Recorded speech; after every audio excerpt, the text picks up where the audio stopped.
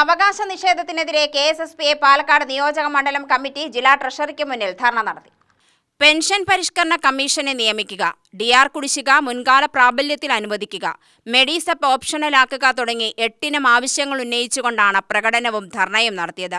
ജില്ലാ ട്രഷറിക്ക് മുന്നിൽ ലഹരി വിരുദ്ധ പ്രതിജ്ഞയോടുകൂടി ആരംഭിച്ച ധർണാ സമരം കെഎസ്എസ്പിയെ സംസ്ഥാന വൈസ് പ്രസിഡന്റ് സി ബാലൻ ഉദ്ഘാടനം ചെയ്തു.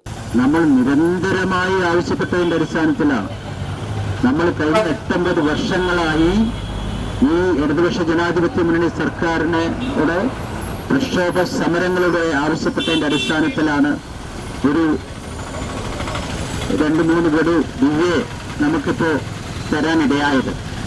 അതേപോലെ തന്നെ നമുക്കറിയാം 2021 ശേഷം പെൻഷൻ തെറ്റിപ്പിരിഞ്ഞ നമ്മുടെ സഹപ്രവർത്തകർ അവർക്ക് കഴിഞ്ഞ ശമ്പള പരിഷ്കരണത്തിന്റെ ആനുകൂല്യങ്ങൾ നയാ പൈസ പോലും കിട്ടാത്ത സാഹചര്യമുണ്ടായി.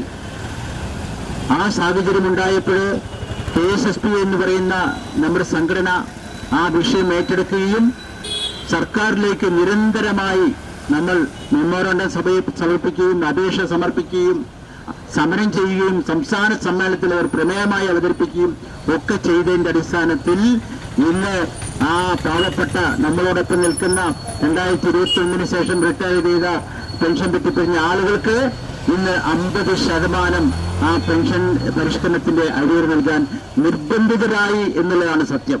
നിയോജക മണ്ഡലം പ്രസിഡന്റ് ആർ പ്രബുൽകുമാർ അധ്യക്ഷത വഹിച്ചു. യോഗത്തിൽ സെക്രട്ടറി എം മജീദ്, സംസ്ഥാന കമ്മിറ്റി അംഗങ്ങളായ പുത്തൂർ രാമകൃഷ്ണൻ, PD സുവർണൻ, സംസ്ഥാന കൗൺസിൽ അംഗം KJ റോബർട്ട്, K ബൽറാം, ജില്ലാ vice president K Ananthan, joint secretary V Antony, വനിതാ ഫോറം ഭാരവാഹികൾ, മറ്റംഗങ്ങൾ എന്നിവർ സംസാരിച്ചു. UTV news, Palakkad.